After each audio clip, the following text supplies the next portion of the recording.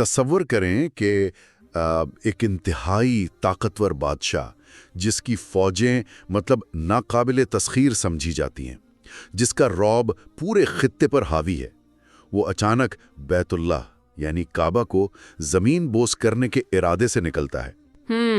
وہ اپنی طاقت کے بالکل عروج پر ہے اور اسے لگتا ہے کہ کوئی اسے نہیں روک سکتا، لیکن وہ تاریخ کا پہلا انسان بن جاتا ہے جو اسی کعبہ پر مکمل غلاف چڑھاتا ہے۔ واہ! اور حیرت کی بات یہ ہے کہ وہ بادشاہ تو معجزانہ طور پر بچ جاتا ہے، لیکن اس کی وہ سپر پاور قوم جس کے انفراسٹرکچر پر اسے بہت غرور تھا، اسے صفحہ ہستی سے ہمیشہ کے لیے مٹا دیا جاتا ہے۔ اسمارٹ اسکوپ میں خوش آمدید۔ تو اس گہرے جائزے کا حصہ بننے کے لیے جلدی سے چینل کو سبسکرائب کریں، بیل آئیکن دبائیں اور اس گفتگو کو شیئر کریں۔ اچھا، اس واقعے کی گہرائی میں جانے سے پہلے ہمیں the riches king and the cursed people of طبہ کے جو تاریخی اور سیاسی پہلو ہیں انہیں ذرا باریک بینی سے سمجھنا ہوگا۔ بالکل، پس منظر بہت ضروری ہے۔ جی، کیونکہ اکثر جب تاریخ کی کتابوں میں قوم طبہ کا ذکر آتا ہے تو یہ گمان ہوتا ہے کہ طبہ شاید کسی ایک مخصوص فرد کا ذاتی نام تھا۔ ہاں، عموماً لوگ یہی سمجھتے ہیں کہ یہ کسی بندے کا نام ہوگا، لیکن حقیقت میں ایسا نہیں ہے۔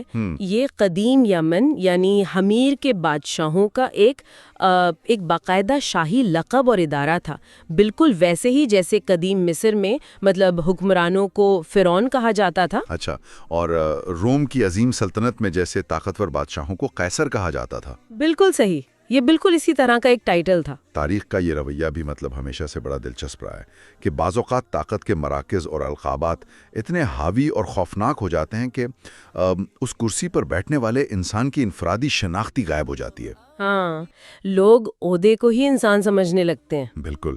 تو جس مخصوص طبہ کی ہم آج بات کر رہے ہیں، جو اس واقعے کا مرکزی کردار ہے، اس کی کیا حیثیت تھی؟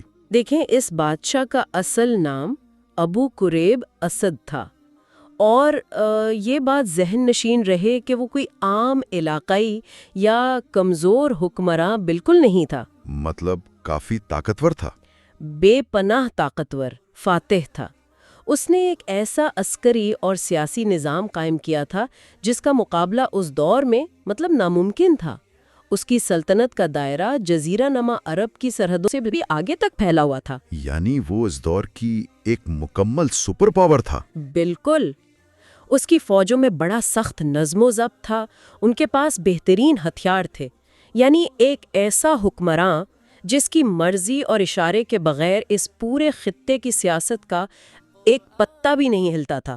وہ مکمل طور پر مطلق العنان تھا۔ تو ایک ایسا مطلق العنان حکمران جس کی طاقت کا کوئی ثانی نہیں، وہ ایک بہت بڑے اور منظم لشکر کے ساتھ یثرب کی طرف مارچ کرتا ہے، جسے آج ہم مدینہ منورہ کے نام سے جانتے ہیں۔ جی۔ اور اس کے ارادے محض شہر کو زیر کرنے کے نہیں تھے، وہ تو پورے شہر کی اینٹ سے اینٹ بجانے اور اسے نقشے سے مٹانے نکلا تھا۔ ہاں، وہ مکمل تباہی کے ارادے سے آیا تھا۔ لیکن شہر کے دروازے پر کچھ ایسا ہوتا ہے جو طاقت اور کمزوری کی روایتی تعریف کو بالکل بدل کر رکھ دیتا ہے۔ بالکل غیر متوقع طور پر بنو قرائظہ کے 2 یہودی علماء، جنہیں اس وقت احبار کہا جاتا تھا، وہ اپنی جانوں کی پرواہ کیے بغیر اس جابر اور خونخوار فاتح کی فوج کے سامنے آ کر کھڑے ہو جاتے ہیں۔ کیا بات کری ہیں؟ اتنی بڑی فوج کے سامنے صرف 2 لوگ؟ جی ہاں، اور وہ بادشاہ کو کوئی خوشامد یا پیسوں کی پیشکش نہیں کرتے، بلکہ ایک انتہائی سخت اور سیدھی تنبیہ کرتے ہیں کہ اگر اس نے اس شہر کو نقصان پہنچانے کی کوشش کی تو وہ خود اور اس کی فوج مکمل طور پر برباد ہو جائیں گے۔ اچھا، ایک منٹ، لیکن ان کی اس دلیل کے پیچھے کوئی فوجی دھمکی یا قبائلی اتحاد تھا کیا؟ نہیں، بالکل نہیں۔ ان کے پاس کوئی فوج نہیں تھی۔ ان کی دلیل کے پیچھے دراصل تورات کی ایک قدیم پیشین گوئی تھی کہ یہ مخصوص شہر آخری زمانے کے نبی کی ہجرت کی جگہ بنے گا۔ اگر انسان ذرا غیر جانبدار ہو کر اس منظر پر غور کرے تو یہ بات ہضم کرنا تھوڑی مشکل لگتی ہے۔ وہ کیسے؟ ایک ظالم فاتح جو ہزاروں فوجیوں کے ساتھ خون بہانے آیا ہو، جسے کسی کی پرواہ نہ ہو، وہ محض 2 علماء کی زبانی ایک مذہبی پیشین گوئی سن کر اپنا اتنا بڑا عسکری منصوبہ کیسے ترک کر سکتا ہے؟ یہ بہت اہم نقطہ اٹھایا آپ نے۔ عام طور پر تو طاقتور حکمران ایسی باتوں کا مذاق اڑاتے ہیں انہیں پاگل سمجھتے ہیں۔ کیا یہ اس کی ذہنی لچک کی نشاندہی نہیں کرتا؟ بالکل کرتا ہے۔ یہیں پر ہمیں اقتدار میں بیٹھے انسانوں کی نفسیات اور ان کے خوف کو سمجھنا ہوگا۔ بادشاہ قطعی طور پر بیوقوف نہیں تھا۔ وہ جانتا تھا کہ تلواریں اور نیزے انسانوں کو کاٹ سکتے ہیں، لیکن کسی الہامی منصوبے سے ٹکرانا کھلی خودکشی ہے۔ صحیح۔ جب ان دونوں علماء نے مکمل یقین کے ساتھ بغیر کسی ہچکچاہٹ کے وہ حقائق پیش کیے تو بادشاہ کی سیاسی اور تصویراتی حس نے اسے فوراً خبردار کر دیا۔ اسے اندازہ ہو گیا ہوگا کہ معاملہ گڑبڑ ہے۔ بالکل۔ اس نے محسوس کر لیا کہ اس شہر کے دفاع کے پیچھے کوئی ایسی طاقت موجود ہے جو اس کے پورے لشکر اور سلطنت سے کہیں زیادہ بڑی اور خطرناک ہے۔ یہ صورتحال تو مجھے جدید دور کی کسی بڑی کارپوریشن کی یاد دلاتی ہے۔ اچھا، وہ کس طرح؟ جیسے فرض کریں کوئی بہت بڑی ملٹی نیشنل کمپنی کسی چھوٹی اور ابھرتی ہوئی ٹیکنالوجی کمپنی کو زبردستی کچلنے، مطلب ایک ہاسٹائل ٹیک اوور کا ارادہ کر لے۔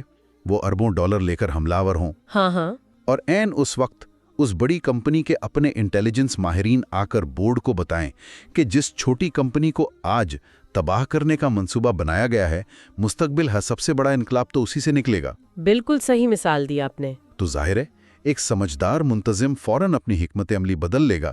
وہ اسے تباہ کرنے کے بجائے اس کی حفاظت شروع کر دے گا۔ بادشاہ نے بھی یہی کیا ہے نا؟ 100%۔ اس نے شہر کو تباہ کرنے کے بجائے اپنا ارادہ بدلا اور حتیٰ کہ مستقبل کے نبی کے لیے وہاں ایک گھر بھی بنوایا یا خط چھوڑا۔ زبردست۔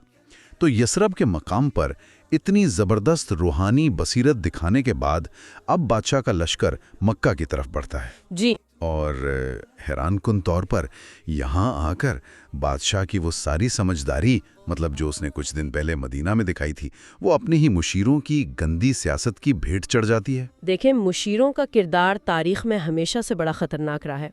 ان مشیروں نے، جن کی نظریں غالباً مال و دولت پر تھیں، بادشاہ کو اکسایا کہ کعبہ کے اندر موجود بے تحاشا خزانے لوٹ لیے جائیں۔ مطلب ان کا فوکس صرف دولت پر تھا؟ صرف دولت نہیں، ان کا مقصد محض مال اکٹھا کرنا نہیں تھا، بلکہ دراصل اس پورے خطے کے سب سے بڑے روحانی مرکز کی توہین کر کے اپنا مکمل سیاسی غلبہ قائم کرنا تھا۔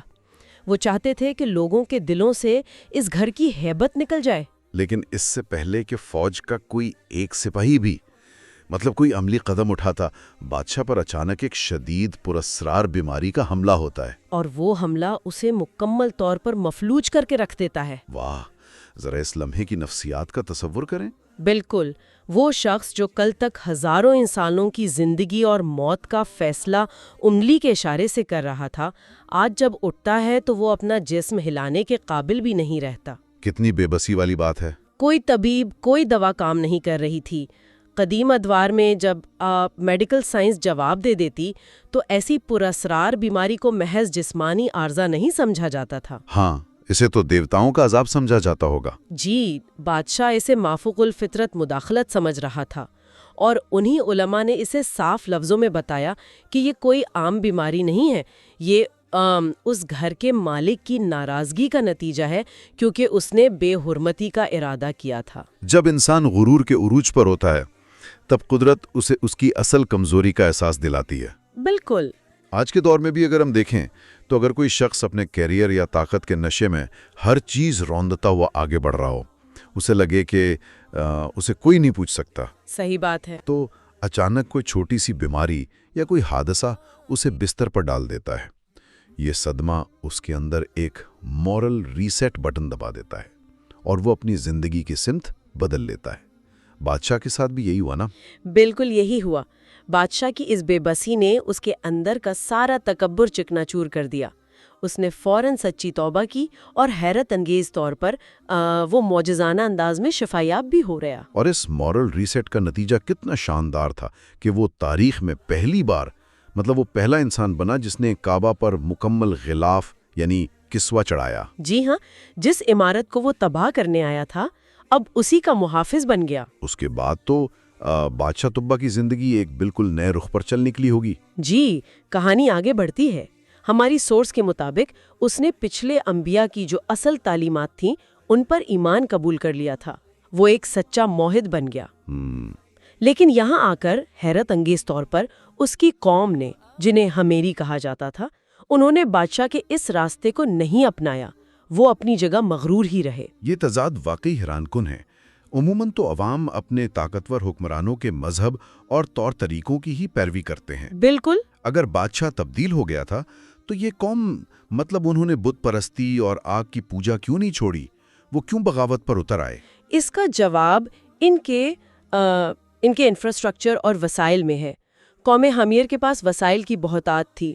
انہوں نے زرعی پیداوار کے لیے بہت بڑے اور پیچیدہ ڈیم بنا رکھے تھے، مضبوط قلعے تھے۔ اچھا، یعنی وہ معاشی طور پر بہت مستحکم تھے۔ بہت زیادہ۔ تو جب کسی قوم کے پاس مادی طاقت اور انفراسٹرکچر کی اتنی زیادتی ہو جائے تو وہ اپنی اسی طاقت کو ہی اپنا خدا سمجھ لیتی ہے۔ ان کے اندر تکبر آ گیا تھا کہ ہم تو ناقابل تسخیر ہیں۔ یہ بات تو آج کے دور کے کسی ایسے کارپوریٹ ادارے جیسی ہے جس کا سربراہ انتہائی ایماندار، بااخلاق اور اصول پسند ہو۔ جی بالکل۔ لیکن اس کے نیچے کام کرنے والی تمام مینجمنٹ اور ملازمین کرپٹ ہوں اور اپنی طاقت کا غلط استعمال کر رہی ہوں۔ اپنے غرور میں مست رہے۔ اور جب قومیں اس طرح مغرور ہو جائیں تو پھر ان کا انجام کیا ہوتا ہے؟ قرآنی سبق اس پر بہت واضح ہے۔ سورۃ الدخان اور سورۃ قاف میں ان کی تباہی کا ذکر ہے۔ جی، اور یہ ذکر اللہ کی طرف سے قریش مکہ کے لیے ایک تنبیہ کے طور پر آیا تھا کہ وہ تبا کی قوم سے زیادہ طاقتور تو نہیں ہے۔ ظاہر ہے ہمریوں کا تو انفراسٹرکچر ہی بہت بڑا تھا۔ بالکل۔ ان کے قلعے، ڈیم اور بڑی فوجیں انہیں اس وقت بالکل نہ بچا سکیں جب انہوں نے حق کو جھٹلایا۔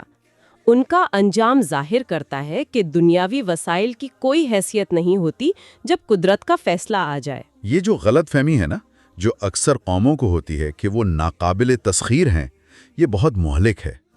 انسان اپنی بنائی ہوئی مادی چیزوں پر ضرورت سے زیادہ بھروسہ کر لیتا ہے۔ بالکل ایسا ہی ہے۔ اس کی سب سے بڑی مثال تو ٹائٹینک جہاز کی ہے۔ اسے بنانے والوں کا دعویٰ تھا کہ ان کی ٹیکنالوجی اتنی اعلیٰ ہے کہ یہ جہاز کبھی ڈوب ہی نہیں سکتا۔ ہاں، وہ اپنے تکبر کے بالکل عروج پر تھے۔ اور پھر کیا ہوا؟ جب انسان حد سے بڑھتا ہے تو قدرت اسے اس کی کمزوری یاد دلا دیتی ہے۔ ایک برف کی چٹان نے ان کی ساری ٹیکنالوجی کو غرق کر دیا۔ قوم تب کے قلعے بھی ان کا ٹائٹینک ہی تھے۔ بہت خوبصورت بات کی آپ نے۔ ان تمام باتوں کا اگر ہم ایک حتمی نتیجہ نکالیں تو تاریخ کا یہ واقعہ ہمیں بتاتا ہے کہ کسی قوم کے حکمران کا محض نیک ہونا اس قوم کی بقا کی ضمانت نہیں ہے۔ یہ واقعی ایک گہرا اور غیر روایتی خیال ہے۔ لوگ سمجھتے ہیں کہ بس لیڈر ٹھیک ہو تو سب ٹھیک ہو جائے گا۔ لیکن مادی ترقی، مضبوط انفراسٹرکچر اور بڑی فوجیں کسی معاشرے کے اخلاقی زوال کا متبادل کبھی نہیں ہو سکتی۔ بادشاہ کی نیکی اس کے اپنے کام آئی، لیکن قوم تباہ ہو گئی۔ ہر فرد کو اپنے اعمال کی ذمہ داری خود لینی ہوتی ہے۔ بالکل، ہمیں اپنے اندر جھانکنے کی ضرورت ہے۔ خیر، اگر اس گفتگو نے آپ کو تاریخ کے ان زاویوں پر سوچنے پر مجبور کیا ہے تو مزید ایسے جائزوں کے لیے سمارٹ اسکوپ کو ضرور سبسکرائب کیجیے۔ جی، اور بیل آئیکن پر کلک کریں تاکہ نئی معلومات آپ تک پہنچتی رہیں۔ اور اس علم کو اپنے دوستوں تک پہنچانا یعنی شیئر کرنا مت بھولیے گا۔ اپنا بہت خیال رکھیے گا۔ جلد ملیں۔